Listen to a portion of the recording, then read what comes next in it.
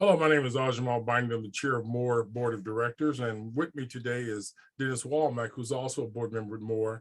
And what we're going to do is we're going to have some issues of the day and have different topics we're going to talk about, but get people to look at how do you have a cordial or exchange of ideas and issues without losing your shirt. And so one of our goals at Moore is to bring more community conversations and people in leadership to talk about that. And I asked Dennis if he would come on and we can have that kind of a discussion. So instead of us playing the traditional role of the interviewer, we're going to be more like co-facilitating this conversation. Absolutely. Dennis is also part of, as I said earlier, More, which is moving off for race equity, which is a nonprofit organization that's been around for over 10 years. And in the last couple of years, we focus more on racial issue and anti-racism and race equity, which a lot of nonprofits don't do that. They tend to talk about this DEI stuff and generic stuff and sidestep to use the word racism in light of what we're experiencing and have experienced in this country. And so one of our concerns, Dennis and I have talked about this, how do we address issues either upstream or downstream, but at least address them and not sit on the sidelines on our hands. And we've agreed that we're going to talk about 4 or 5 different topics. One of the first one we're going to talk about is the murder in Buffalo, New York, of those 10 innocent people by a white supremacist, a racist, and so on, and how the media and folks are treating him and so on. And even some people are sugarcoating that incident as a mental health issue when this stuff's been going on for years in the United States. One of the things we also want to do is be able to constructively talk about how do you complain or how do you criticize somebody or an issue on the merits or the politics of it versus getting personal. And I think that's a problem we face in both local governments and in national governments where people are just petty about some of the things they do and they really don't help the grassroots. So first, Dennis, I'd like to have us start off a little bit about talking about the Buffalo, New York. How did you see that and how did you react to that yourself as a person? Well, I reacted to that pretty much the same as I reacted to the situation that we saw in South Carolina. Um, I, I know that from a Black American perspective is that we are a very open arm, welcoming group. And oftentimes we don't look for the bad in people. But I think that that's one of the things that we need to start being more observant of is people's movements and their actions as they enter into places within our community, because they may be doing exactly what that young man's intention was. And for the authorities or anyone to try and utilize that as a mental health issue only is setting up an escape mechanism for what I call the death penalty. Because as you know, nationwide, if someone is deemed to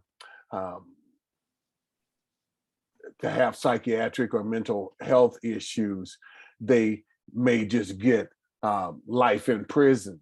But I believe that from my perspective,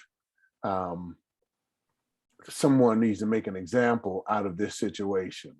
And when I say make an example out of this situation, I do believe that we probably need to have a public spectacle here, so that other people who have those racial intentions to go and kill people think about it twice before they do it.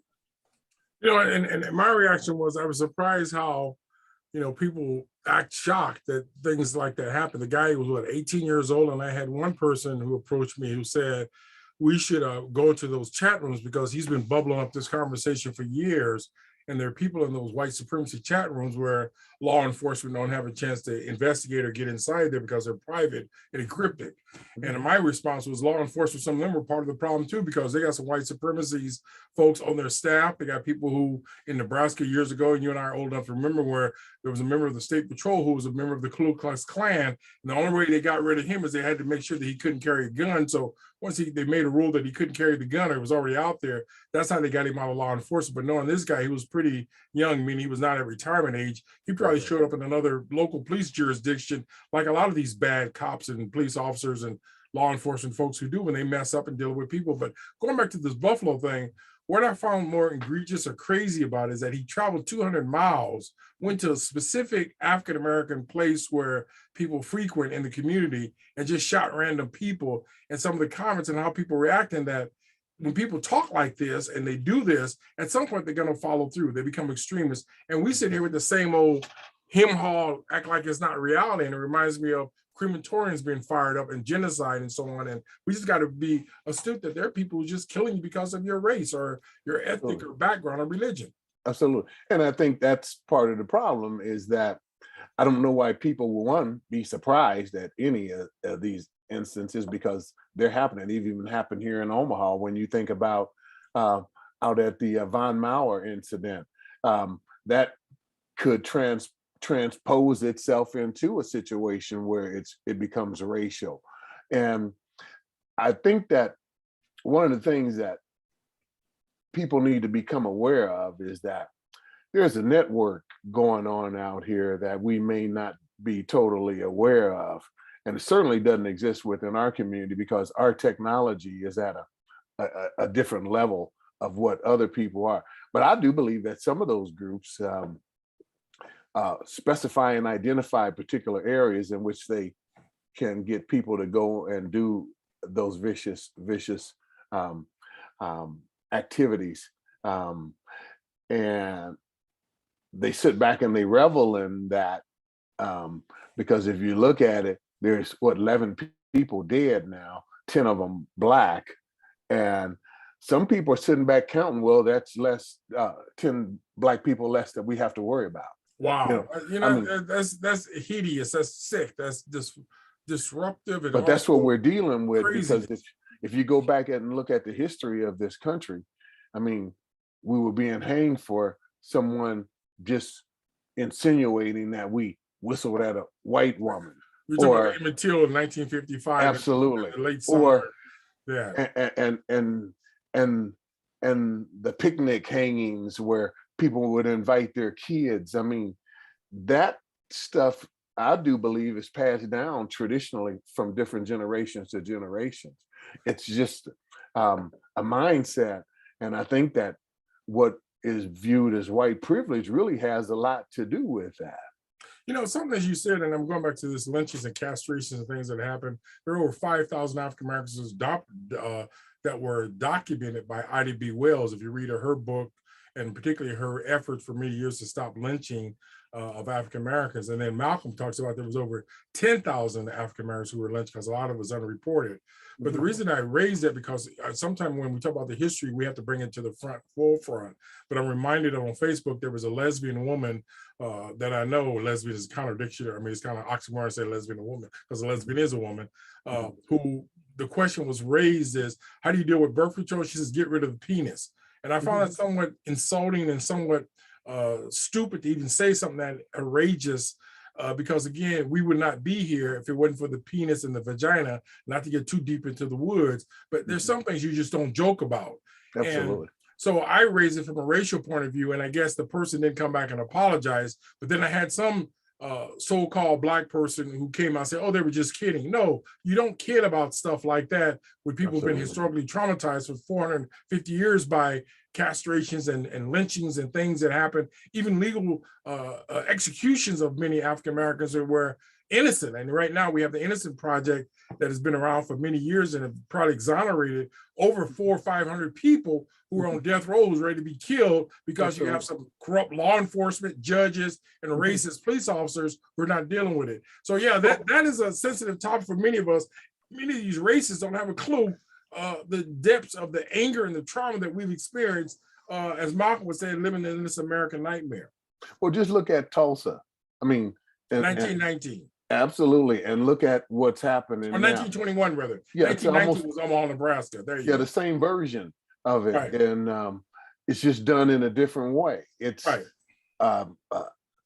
I want what you have because I never deemed you able to prosper in that way, and when you did, that anger and jealousy made me figure out ways to take from you, even if it meant killing you. And I think that same kind of mindset is what's driving some of these young men to do that same type of vicious behavior.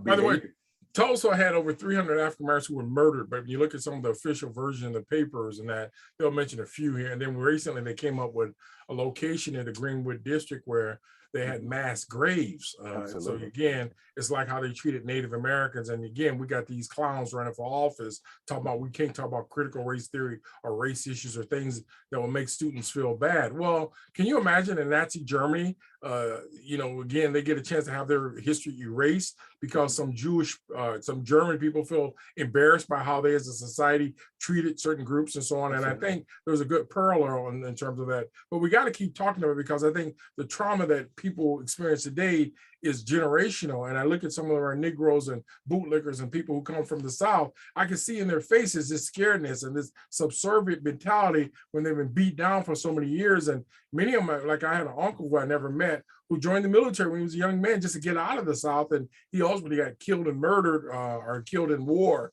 as a soldier. And they didn't discover his remains until almost 60, 70, 80 years later. It's kind of weird how, from the war in 1939 to 1945, we're still bringing back bodies and people of that. But again, it's about our history. I want to switch up if I can. And again, one of the things we do is maybe switch up and have different topics. The election just recently happened here in Omaha, Nebraska, and Douglas County. What is your take on the elections of the winners, and what do you think is going to happen, particularly with the sheriff's office, which you got Wayne Hudson, you got Greg Gonzalez, you got Aaron Hansen, those guys running for that. And that's a position that people don't always know about, the importance of the sheriff. Then you got, of course, school board elections. But give me some of your viewpoints on what do you think is going to happen with both of those offices? Well, I think what's going to happen, one, with the sheriff's office, got a funny feeling that Aaron Hansen is going to probably end up being in that seat. And the reason why I think that is because he is the epitome or the model of what I think Nebraskans want to see in terms of law enforcement here. Someone who appears to be strong and strong-willed and iron-fisted, so to speak. I supported Brother Hudson, and I prayed that he had that opportunity to take over that seat, because I think that from what I know of him, I appreciate his approach with people. I don't think that this particular community, which I call the forgotten community, the near north side or northeast Omaha, I don't think that we'll witness that caring, kind, compassion in respect to that. Now, getting back to the school board, there was an article in the paper today where one of the head people of the learning community is now being taken to court for theft and embezzlement, stealing money. $200,000. Yeah, and the head of that cross center up on 72nd off of Military. Yeah, absolutely, right across from the Benson Golf Course up there. And I would think that should probably close down now because of the association.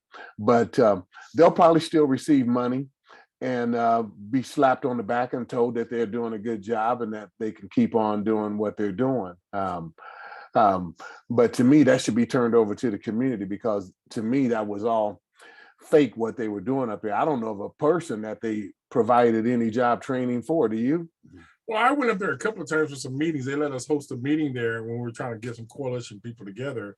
But I was trying to work with NCAP, and I was trying to work with Concord Mediation Center and some other nonprofits, and we never got off the ground. I mean, we met there. It was some nice people, but at the end of the day, it is hard to pull together a coalition to work on some progressive anti-racism, poverty issues, because we tend to be silos and we taught not to work collectively and trade information. Again, that's part of the problem of being in Omaha, Nebraska, is that people tend to play off each other and have that crowd bag mentality. I'm gonna go back to the school board elections a little bit. I see that there are two candidates. One is a former incumbent, or he was a president of the board at one point. I don't know anything that he's done for the African-American community. Then you got another woman who's running. I don't know her. Never seen any substance when they talk. They're talking gibberish. They talk like they're puppets for the OPS system. And then I even talked to Melvin Muhammad at one point, and he said he had an interview with the superintendent. She turned the tables like, what are you going to do for the district? Like she was in charge. And what they got to remember is they should fire her on the spot because they got a school district that's in meltdown. You got people who really don't know what they're doing. It's obvious when you got that many teachers leaving, you can't blame it all on the pandemic. But I'm not going to talk about the teachers. I'm talking about the community and the parents. We have African Americans in key leadership positions who are imported from out of town, who have never met in North Omaha with a group of parents without their handlers or their entourage, or people like me and you who are going to call it like it is. So they go with their rehearsed PowerPoints with their same song and dance. And if you listen to the board meeting, they're insulting. I mean, Larry criticized them because it's a closed shop. They go in executive session all the time. They have consent decree, and half the stuff they talk about is public information. So Absolutely. I'm really saying, give us back our tax dollars, because it's obvious they're not educating our kids with a high truancy level and the racism that's a practice within OPS. I thought that the school board was the superintendent's boss. Right, they're supposed to be, except in Omaha, they act the other way around. I know, and I've witnessed that as well. Two, some of the issues that you and I have talked about, the behavioral issues that are now starting to become to the forefront, which is another reason why many of the teachers are leaving. And I've noticed that many of the teachers that I've heard being interviewed on TV, or maybe even have talked to, most of them mention this issue of safety. Right. And I don't think that collectively the Omaha Public School Board can compile a parental responsibility format to where safety becomes secondary in the public school system.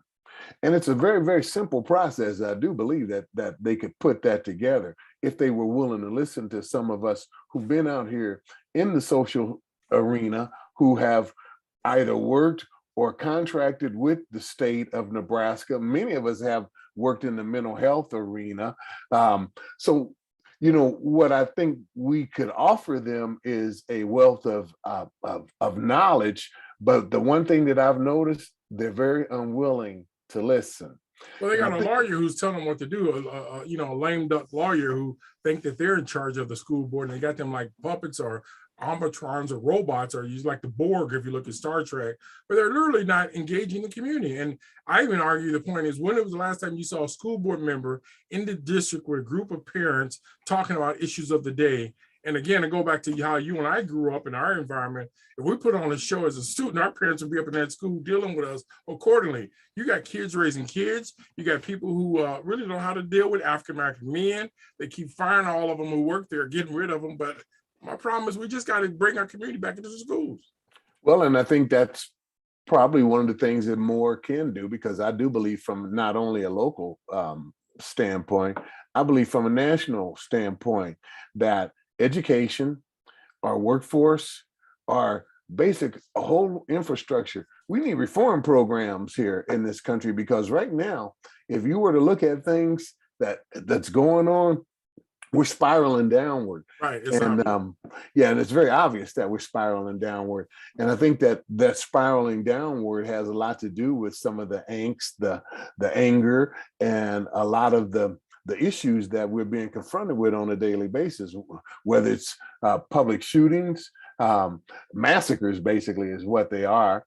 Our kids are basically interfering with the progress of our educational system, and workforce programs are at an all-time low. We got employers running around here begging for people to work, but nobody wants to work.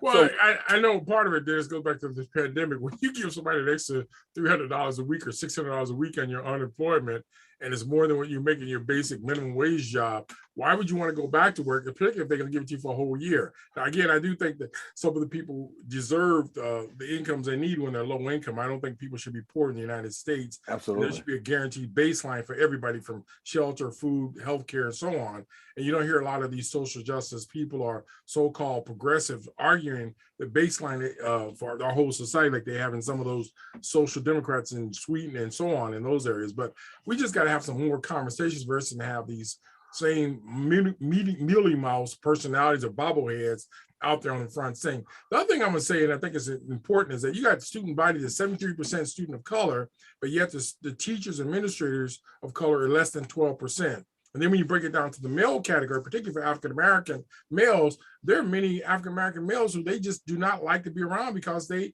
hate Black men. And again, when you see people, and I'd say this from working in social service years, I'll walk in a room and someone starts to demonize me because of my gender, and they get to promote their gender or their orientation, something's wrong with that picture. And I will argue emphatically that if you're not at the table, then you're going to, as they say, you're going to be on the table, and also you'll be under the table, because how do you have these respective all-white committees and groups where they're not bringing the very subjects of poverty or criminal justice or juvenile justice? They're all white. And again, most of them are Trumpites. And they probably are endorsers of the same kind of plantation cottage industry we have in the cottage industry of child welfare. So it's a big issue we got to deal with. But OPS is a hot mess. Well, absolutely it is. And I think it's a classic case of what Brother Malcolm X said a long time ago. The chickens have come home to roost. And I also think that because the chickens have come home to roost, that the new superintendent, unfortunately, had been sold a bad bag of goods when she accepted that job. Because I think the reality sandwich that she has to eat right now is too big for her to hold and too big for her to swallow right now. Yeah. Because when you got 700 teachers who have decided that they want to leave the system. Now, I went back and found some research from a person who I know was involved in Omaha Public School at the TAG building. And I was informed that on a average yearly, 500 teachers leave. Well, there's 200 more to that 500. So you looking at another 40% that's leaving, okay? In addition to what you've had before, which would have been the so-called 100%. And then when you say you have a meeting, and I hate that they publicize this, you have a meeting with those 700 teachers, and you got 3 of them to stay. That's not a very good percentage. I mean, from a statistical standpoint, my brother, that's not very good. Well, you know, it's some type of addle brain comments made by these leaderships and these positions, and I use the word addle brain or asinine or whatever. It's like, how do you say certain things and you don't know that it rubs people wrong when you're in the middle of the Titanic and the ship is going down? And as somebody reported, we need to break the school district up into different areas.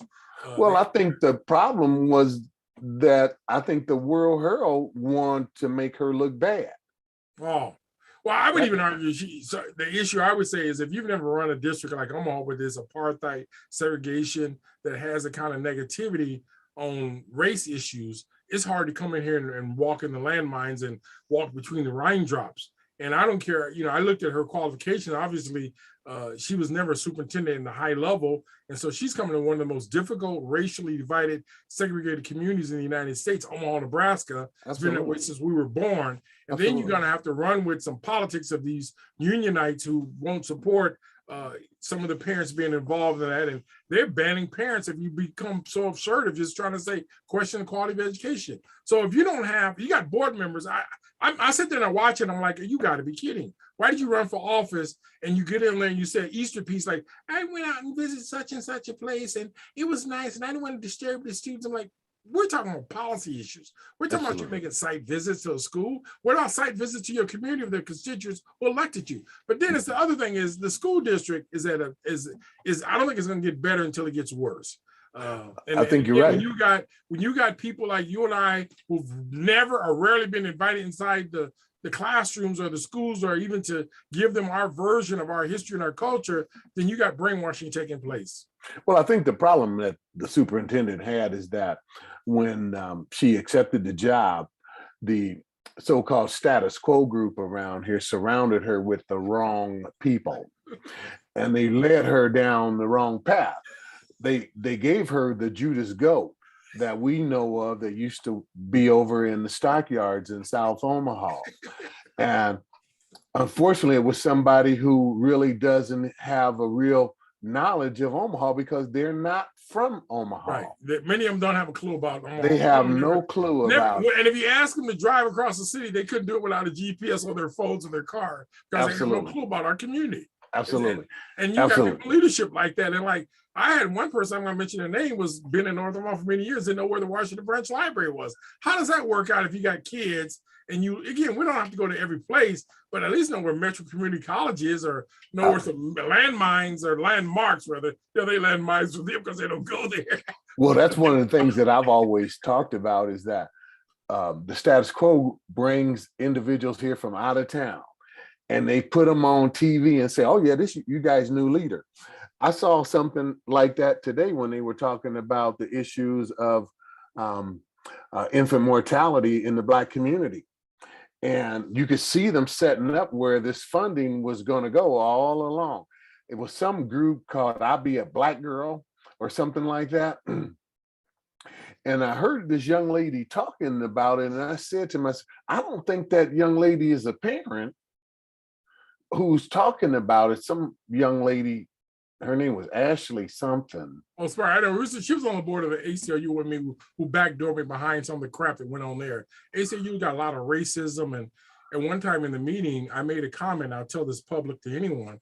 I said some kind of way they made Ashley in a key position on the exec committee, and I guess they put her up to kind of go up against me. And I says we're not in the same world. And then her and Marge Plum and then Daniel Comrade all said, we're not gonna tolerate that. And they went and got a lawyer and got a letter, or at least they were gonna stick a lawyer on me. I ended up going back to the meeting because I couldn't believe that Ashley played into that game because, again, she left Heartland Family Services. She left the other organization, Kiewit Foundation, they had her there. And when each time she left, there was no comments on how they got rid of the so-called diversity position at Heartland Families. They replaced her with some, I don't know if she was a Hispanic or white woman, but you don't hear a word from Heartland Family on race issues. So when you look at these Negroes and handkerchief heads and bootlickers and Uncle Toms, and I say that very seriously, who have no track record in our community, they've never, some of them have raised or dealt with kids on the level that you and I've dealt with.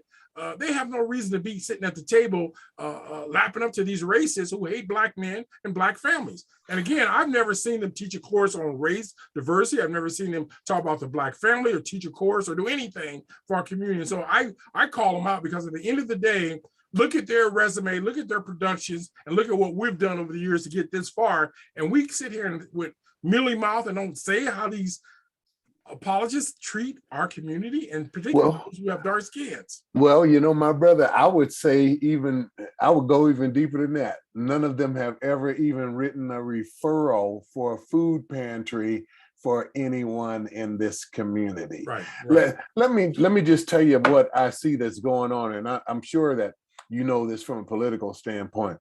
Right now, if you look at 16th Street, right on Florence Boulevard, 20th and Nicholas, there's a building down there adjacent to where the old Micklin lumber used to be, which is now a big apartment complex down there. Okay. CHI is getting ready to break ground down there and put that clinic there so that they can do one or two things, work on what they call this infant child mortality program in the Black community. I would say that's an affront to Charles Drew, because Charles Drew has been the mainstay within this community. Two, I think they're positioning that young lady or former city councilman to be down there because one of our current city councilmen, Pete Festerson, I do believe is the vice president at CHI. Wow, so we got a conflict of interest that's coming up with people getting money down the tube. Oh, I tell you what I forgot to mention with Ashley. Levon Stennis raised an important issue where ACLU has never dealt with African-American community. If you look at their log records, their travel records, they've never really been in North Omaha in their career doing any substantive work. So Levon Stennis raised an issue in the letter to Facebook and other people. It was an email comment or whatever. But she says, why is the ACLU using a Black face in a position when they want to hire Black lawyers? They've never had a Black lawyer in their history, nor have they really had many Black people or African Americans on their board of directors. I don't think they've ever had a staff member of color until recently, and so on. But anyway, Levon raised a good point. And they basically, when I raised the issue in the board meeting, they downplayed it. They basically said, so what? Who is Levon? I'm like, hold it. She's raising a good point there. We may have our disagreements, but at the end of the day, if ACLU, if you look at their track record, you look at the cases they brought before, they're always dealing with white folks, or they're kind of apologists, or those safe issues. And I've actually been in their office once. It took me a while to find it because it's hid up in a corner somewhere in the side building. But they got it like Fort Knox. You got to get buzzed in there. And it's like, what are they afraid of? And then I heard one day in a board meeting, not confidential, where Danielle was sharing that her former is a father police officer, and that people were calling and threatening. And she said her father told her that unless they physically say they're going to kill you, they get to say all kinds of stuff. So when I make a comment in a board meeting that we're not in the same world and they treat that as an insult, what kind of white fragility and Negro fragility am I dealing with? Again, I'm not going to keep quiet with all these kind of behaviors that are going on in our state. So when you and I talk about issues, they exist that way because we got people in high places who look in the other way are friends of the system. Absolutely. And that's a problem here, is that people are being paid here to be silent. And that's the problem. You look at some of your top positions, which you really don't have major top positions anymore, where Black people had them. We used to have people at old companies like Northern Natural Gas or Enron, the phone company. You name it. We had, anything in our community was predominantly aimed at our community. Even our KWSP used to be run by people with, people of color. And who can advocate, who know how to speak to politicians. You don't have that today. I think what we've done is we've given over our power and control. I don't know where that happened, because I know that people like you and I, we wouldn't give up that power and control within the community if we were in those positions. But I do know that there's been an onslaught on jobs that pay over $60,000 a year. And if you think about it, there's people in the community, the majority community, that believe that they should only have those jobs. Right. Well, you look at St. Francis, you look at Promise Ship, you look at a lot of these organizations, Heartland Family Services, you will rarely see an African American in a key position in these racist organizations. And if you look at the board of directors, Habitat just got to getting what, $11 million? Look at that infrastructure. Look who they got on their board. Let's talk about that, because Habitat had a groundbreaking up at the old Myatt Park properties over there off of 50th and Sorensen Parkway. I know where that is. And that is in City Council woman Juanita Johnson's district. Is that far? I thought it was somebody else. That's in her district? That's in Juanita's district. I didn't know far over. I thought she was more closer to closer to 24th and like Ames over. Okay. Oh, she wasn't invited to the groundbreaking. Well, wait. Why would you not invite the only Black city council persons to something that the city's going to control? What kind of nepotism, foolishness, stupidity is that? Well, I know there's been a question about it as to why she wasn't invited. And from what I understand, the executive director at Habitat said that she was not aware that Juanita Johnson wasn't invited. Wow. Well, wait, hold on. But you as an executive director, you should know that. Absolutely. Yeah. And it reminds me of the time when Ben Gray was out of town, when they invaded or they raided those apartments off of Lake Street about 37. Yeah. And he was out of town, and they pulled all this massive intervention to clean it up and to help many of those refugee families and to deal with it. What was the name of that complex? I still call it Tommy Rose Garden. I remember that, but they've changed about 4 different times. It's still a Rose by any other days, but it was a dysfunctional landlord. But Ben Gray came back and said, I'm going to do something about that. And they didn't. Well, hold on. How do you got all these nonprofits up there and the police department and everybody else doing this, and you the city council for that area, and you have no clue? I mean, well, he didn't have a clue. And what did you do about it? That guy was proud to receive a paper certificate of completion for going through a youth program in Minnesota. He bragged about it so greatly, and I was like, dang, that must have been the first time that guy ever received a certificate of completion. And all it was a Xerox copy of paper sitting. Man, you cold-blooded, man. I thought I could be cold-blooded when I talk, because again, when you tell the truth, you get to tell the truth. As Ernie likes to say, take me to court, sue me. Absolutely, take me to court. Because the record will show what I said is sometimes we don't have the power, being the only African American in the room of a bunch of, I'll use the word, daughters of the Confederacy who support the Trumpite mentality. And then when you want to vote, you one vote, and they've already practiced how they're going to vote, what they're going to say. And we're smart enough to know when somebody's trying to game us. I mean, again, we're old school, man. And Absolutely. we know how to listen to music the right way, where we get some words and meanings that mean something to make us do stuff to change the conditions for our people. Well, you and I were blessed with mother with too, because we had two smart mothers. Okay. So and fathers who cared about us. So I understand. Well, but, and Dennis, that's another thing that I'm really bothered by. Many of these young men don't understand the role and importance, and people in our community, how fathers play. And I've heard that scenario where they said when the male elephant is not present, things happen in that situation. Again, you have the balance of nature. You have men, women, you have children, and there's a family. And it's funny how they hijack our family, want to work with only our kids and do all these special programs, but they don't want to go through the parents. And again, those kids come from parents that go back home every night, and you can't try to fill their head with that racist propaganda or that inferiority complex that they get when they hang out with some of these people who despise them, but they're only doing it because they're making money off their backs. They come on millions of dollars to spend on our problems, but as McKinney and Wayne said in their conversation about all this money coming down, is that they have not made improvements. They don't have benchmarks. They don't even keep data on racially who they serve. So why are they even in your neighborhood if they can't even tell you who walks in the door? And I would think many of them are locked behind their plexiglass doors with keys, where they're scared to even be near us. Well, I think they're scared to actually come into the community. I think it's protected.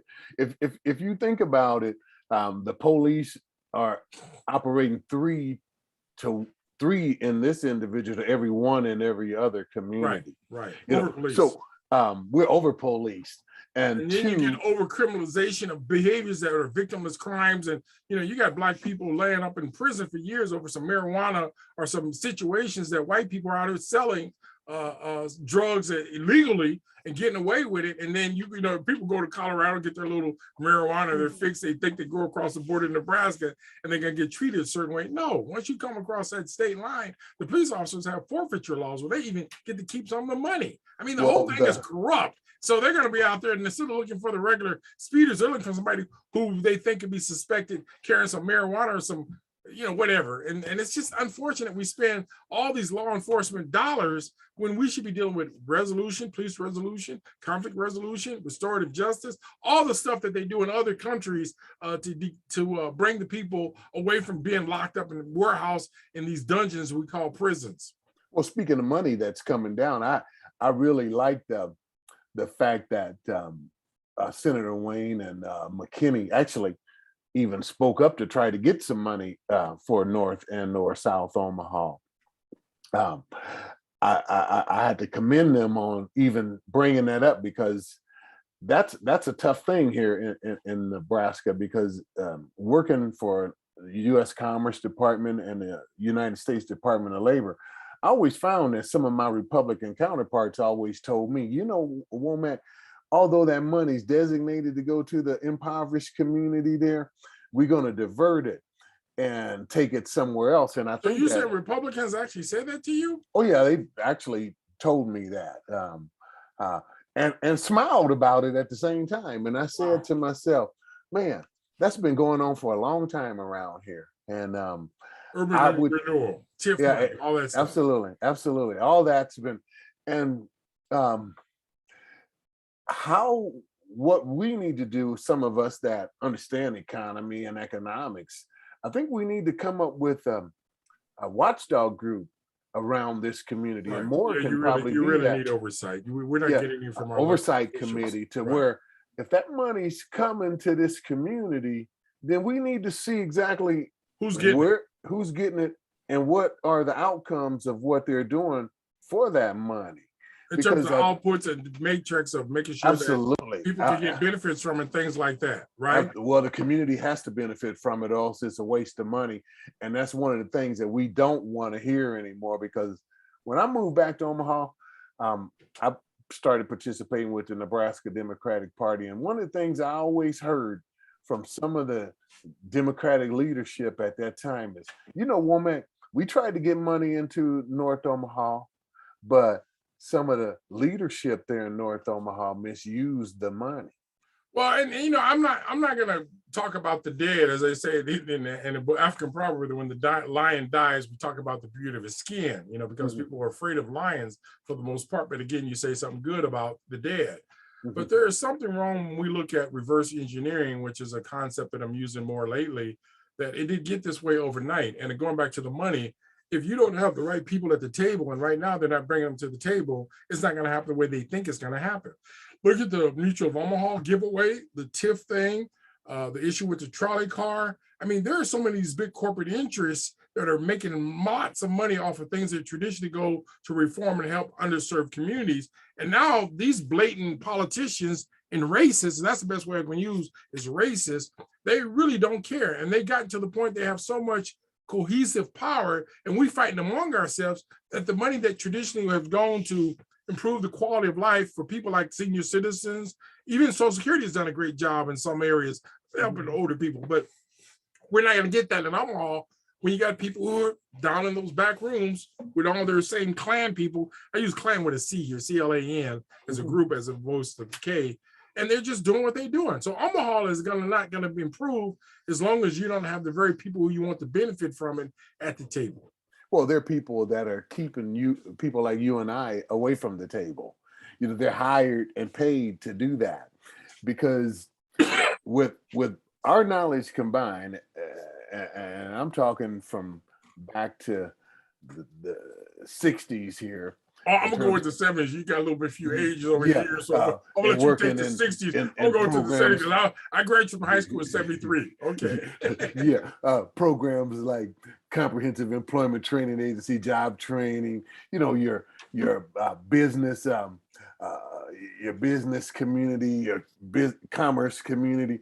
You know, we offer a lot of wisdom and experience in that, but in Nebraska, it's not to be known that Black men have those capabilities. Well, even when you have them there, so they're not going to put you at their table when they want their cronies at the table. Look at the land bank, okay? Mhm. How many African Americans are participating in that? That's basically a front organization. The No. director, Shannon Snow, will not get back with me. I've called her. She obviously had a car accident excuse one time. But if you look at the way they run that organization, they're basically like a holding ground for the elite to come in and control the plantation. You look at NCAP, you got a white director who lives in Lincoln, who commutes every now and then, but that's a poverty program. That was a mainstay of Goka back in the day, where we learned how Charles to be on board Lane, of yeah, directors. absolutely. Charles Lane, you go back to all those different people who ran that organization. They always had people in the community front and center and know how to address and talk about poverty. Then you look at some of these other organizations that you think would be front and center, like I'm going to use Concord Mediation Center. How many people of color do they serve and engage with to get them out of the court system or to get them to mediate conflicts? We got some of the greatest conflicts in our community. Concord should be like 4 times as big as it is. But again, you're not going to get that when you got an executive director who doesn't live in town, who commutes an hour and a half or whatever he commutes from Iowa. I'm not mad at the guy. I'm just saying there could be better ways of having people of color on your board of directors can help you direct better traffic. And the previous director, I raised to her the lack of race on her board, racial persons of color, and she gave me all kind of hem-haul excuses. So if you got the very nonprofits who's supposed to helping you, pimping you, then you're not going to see the kind of growth that we're supposed to have in our community. Is going to continue to be a slum or less than or whatever else it is. And as Elijah said one time, we got spirits on every corner. He's talking about the church and the bars. And those be the ones that proliferate in our community instead of a thriving where people can go forward. Well, how do we help the community to take the yoke off of their back and stop from being pimped? How do we you know do what, that? Dennis, you raised a valuable and important question that other people have to answer for themselves, but I would argue 3 points. You got to educate people, you got to control the media, and you also got to control your dollars. So if you look at all 3 of those things, if we control it like Greenwood and Tulsa, Oklahoma, or when you can educate your own group and not have imported brainwashers, and I use the word brainwashers in a very serious manner because at the end of the day, if you get 12 years of high school and 4 years of college and you have no allegiance to the people who look like you, then you've been brainwashed. Look what they do to Native Americans. Look what happened in concentration camps and Holocaust in Europe. I mean, there were some things that went down that we don't want to talk about because we find it sad to talk about it, but you can't continue tricking all the people all the time with the foolishness and these shell games that they do in our community, and particularly these poverty pimps who really don't have any track record. And all I'm going to ask a question like you just asked, what are the three most significant things that your agency have done to reverse the poverty or the racism in our society? And can you name it collectively as an organization? Can you name it collectively what you've done as an individual?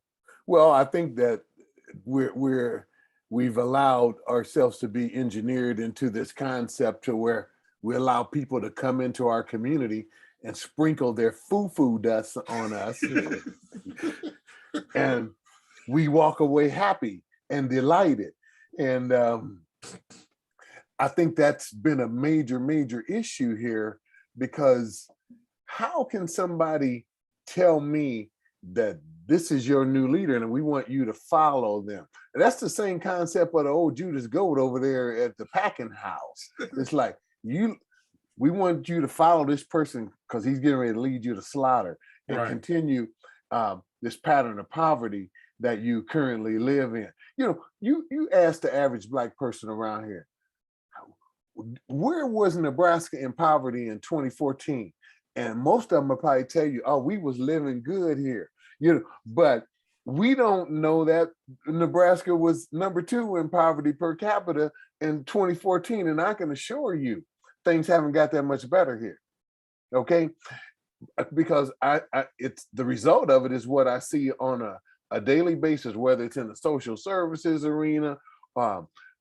Perfect example of this issue of child mortality with more, and I didn't like the way the Channel 7 put this. Yeah, there's more Black babies dying than white and Hispanic. I mean, it was almost like, dang, we doing a real good job on them Negroes, okay? I mean, come on. It's almost like they're patting themselves on the back. Well, it's been that way historically. I mean, that's what you have, the infant mortality records and stuff out there. Every woman matters. And then your county commissioner comes on talking about STDs and all that kind of stuff. And it's like, man, we've been knowing about chlamydia and all that stuff around here for years. Y'all bring that stuff up every 5 to 7 years. And then y'all want more money. And we can see where you're moving towards that.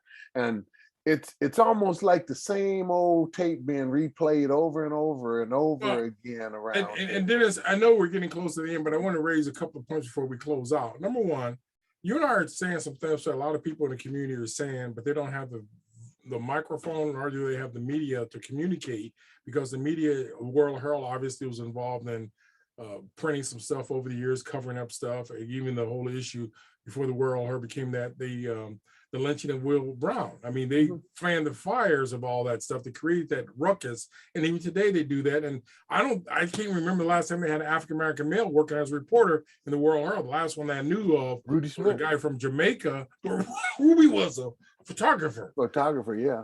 But he was not a journalist in the sense of writing articles. He was a good photographer and an excellent photographer. And I love some of his pictures he had. But my point is that if the community doesn't control its own communication means, and that's something that Elijah continually speaks to, then we're going to be holding to our oppressors. And so when Tucker and them get away with saying all the stuff they say on Fox News, when you and I come out and share some stuff, they're ready to take us to court for telling the truth.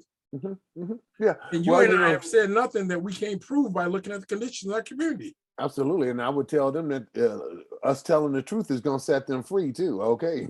So that's one of the things that people need to really understand, is that every community has a spokesperson. And unfortunately, some of us that are speaking the truth around here appear to get demonized and criticized. But as long as they're talking about us, then we know that we're affecting them. Well, and by the way, Dennis, today, as we're doing this taping, it's Malcolm X's birthday. Absolutely. Day the 19th. Absolutely. And I had a chance to watch on Zoom or on Facebook Live the presentation of the Malcolm X Foundation. They had a pretty good turnout. And they had a couple of old guards and old speakers, Bobby Seale, and then another person who actually was a friend of Malcolm and knew some details. He was an excellent speaker. Bobby spent a little bit of time talking about himself.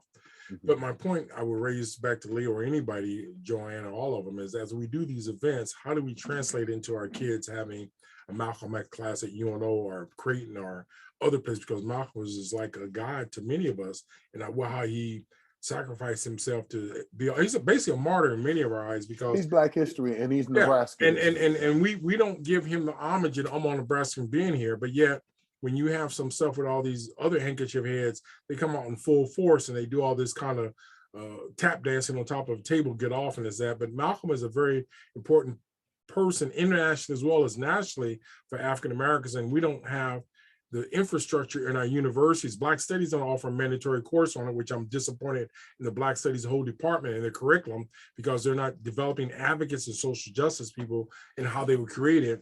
Then you got Creighton that don't have any Black professors. Hardly. There might be, you can count them maybe on one hand in the whole institution, because it's a white supremacist institution. The law school is a joke. I mean, you got very few African Americans in law school teaching in Lincoln or no more. So when you wonder why we become dumber and dumber as a community or as a group, because you got to look at how these institutions maintain the plantation. Well, and I think one of the reasons that they don't want to, educate people regarding Malcolm is that Malcolm spoke the truth.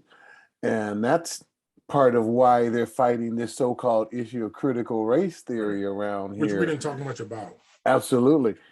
Because he told the truth. And I don't think that, for some reason or another, people don't want to hear that, the truth.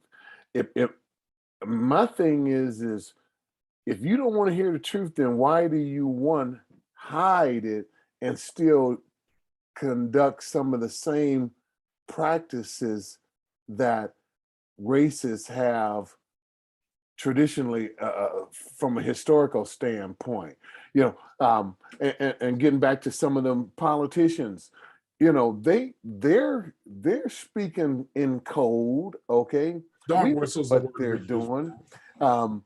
But they would get mad at a person like you and I for being able to identify and recognize what they're talking about, because you're not supposed to be that smart. You were only supposed to be educated to the 6th grade, the 6th level, so that I can maintain superiority over you. I don't want you to learn how to read because I can allow you to become smarter than me. And I think that the real racists in this country, they're able to identify your knowledge, my knowledge, and they can make a determination that our knowledge may be superior to theirs. So therefore, they don't like us. And they definitely don't want us at the table. Yeah, and Dennis, here's a point that I make, and I don't say this to be facetious. I really never talk about my formal education. I have a bachelor's degree in political science, minor in history of psychology, a master's in urban ed, which deals with education issues and secondary ed issues, and then an ed specialist degree and a certificate in gerontology. And I've had white folks, racists, come up and say, do you have a college degree? I don't put my degrees behind my name, nor is Malcolm. He never graduated from high school. And you see how Malcolm was probably one of the most brilliant persons and come out of the 19th century.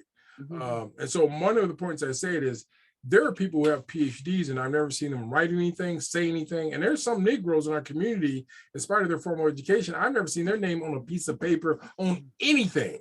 So how do you exist? And they don't speak to the issues either. So either you got to deliver or not deliver. But at the end of the day, that honorary degree that they give you, or as Steve Biko said in South Africa one day when he was talking to South African graduates, he said the reason they give you those black robes is they don't want you to show those dirty spots that they got you doing their dirty work for them. It's kind of a joke he made, and everybody got the picture that you shouldn't be sellouts and turnouts and turncoats and Aunt Your Mamas and Uncle Toms.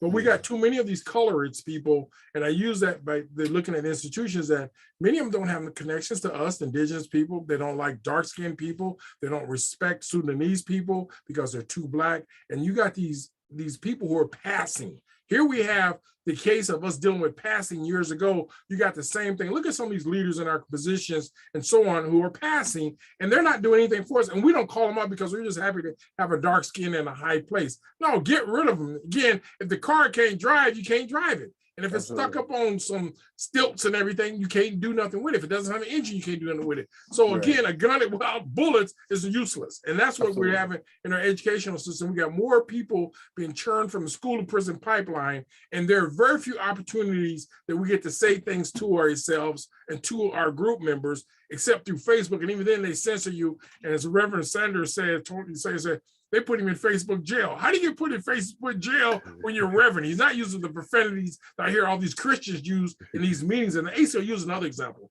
They use so much cussing in that meeting that I had to tell them to stop cussing around me, because I'm like Malcolm. When Malcolm came to Omaha, he had to tell the ministers to stop cussing in front of him because he said there's a Muslim minister in the room. And Ernie shared that story. But so when you got these cussaholics, and again, if a young kid cusses, we kick him out of school. If the kid look at you cross-eyed or something, you get rid of them or whatever. So my point I'm going to argue, in fact, is that at the end of the day, let's dump it all, get rid of it, start over. Because right now, these learning communities are not working. They're just pimping us. You got the Buffett Institute, early childhood, get $3 million to teach about racism. And the people that got running the show have no history in our communities. How can you teach about racism if you suffer from white fragility or Negro amnesia or all the other stuff that they suffer from? Because they don't care about us. If they cared about us, they would do something. Well, in Nebraska, for some reason or another, I don't understand why they push this issue of having to have a degree to get certain jobs here, because 85% of the jobs in this country you don't need a degree for. Well, the reason I argue that also is that I got plumbers and people around me, carpenters, who make more money than me than all my Absolutely. So I'm not going to say degrees in and of itself give you knowledge. And actually, in fact, for some time, when I didn't say this earlier, but when I first started my ed administration degree, I went to the UNO classroom, and it was one of those little huts outside, or those little cubicles. And I came in the day, it was kind of rainy, and I looked behind me, and I always never forgot this. There was like 7 or 8 or 9 trench coats that were London fog type, that kind of a beige looking khaki color.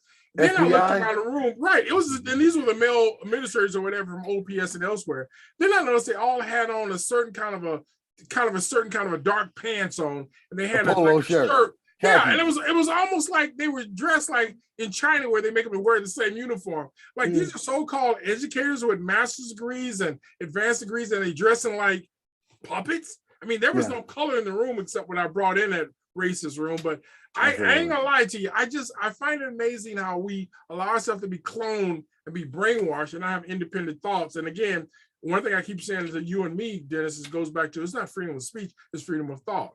Absolutely. So if I get to say what I want to say, and you get to say what you want to say, and we're not necessarily breaking the rules and cussing anybody out, as the old lady said, you can keep talking. Absolutely. And I'm going to do that, because one thing I know, I'm not going to let them zip lock my mouth. Okay. I'm going to hijack that phrase, because they've got a lot of ziploc videos and sellouts and Uncle Tom's and racist and Tucker type Fox News people running in these institutions. So anyway, we're getting close to the end, and I just want to say, Dennis, before we close out, is there anything you want to say to our viewing audience? Because again, this will be posted on both our Facebook and our webpage. And I know we're going to catch a little drama from some people who have thin skin, who can't deal with constructive freedom of speech. Well, and that's fine that they would become offended, because sometimes, and I know you've heard this statement too, the truth hurts. Right.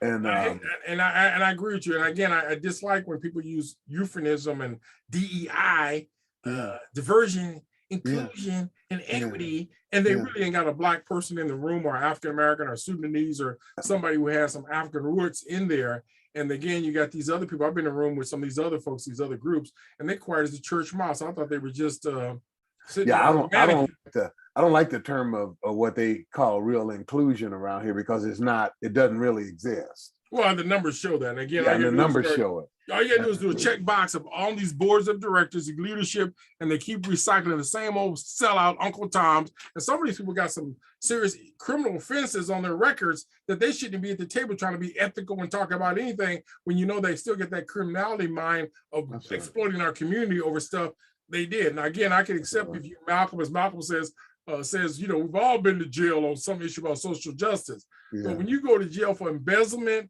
or misappropriating money, you're in a different category as somebody who's doing it for civil rights and social justice. And again, that's what's unfortunate in this community. We got too many of these people who got criminal offenses in their background. And again, I don't have a problem with you having a problem, and you redeem yourself and you pay your time. But then you turn around and you do it again and again, socially and ethically, then we need to call you out. Well, and I just think that that's one of the things that need to happen. I know the power is within the people around here. And two, I do believe that there are more people that want to say something. And I think that as more becomes more uh, something that I believe that one more becomes more accessible for people, Knowledgeable. and they become more knowledgeable about the conditions that they're going. I think we're going to start seeing people speak out a lot more Speak out and speak loud and speak um, clear. because if you hurting out here and you don't scream, you can develop some type of mental issues around here. And I think that they pretty much got this impoverished community kind of set up for some of that. And Well, it's um, obvious. It's obvious after all these years of all these poverty pimps running around. Again, I'm gonna close out by saying there's an African proverb that says, "If a baby does not cry in its mother carrying skin, meaning the sack that carry the baby, that baby will starve to death." So mhm. if you're in pain or you're hurting and they tell you, to be quiet or don't talk about it, then you get the kind of foolishness that we got in this apartheid city. And it is pure apartheid when you can go in certain parts of town and you see certain groups who can't move in some other parts of town because they've been historically restricted either through income or through social norms. And as they say, there are things that are going on in Omaha that people don't necessarily want to talk about, but we've got to deal with. So on that note, Dennis, I really appreciate you being here today. We're going to post this and let people react to it and comment on it. And then hopefully we can get more people to come and speak truth to power and throw out some heavy lights. And we may have to call this a program called Pearls of Light, or throwing out some heavy light, or Wisdom of Pearls, or something of that Oh yeah, nature. we can give them a whole bunch of reality sandwiches here, There my you go. brother. And we need that in this dejected, oppressed, wretched of the earth community. So thank you for being here today. And we hope that you've enjoyed this program. And we're looking forward to doing more of these programs with community leaders and people who can speak out and say things loudly and clearly for our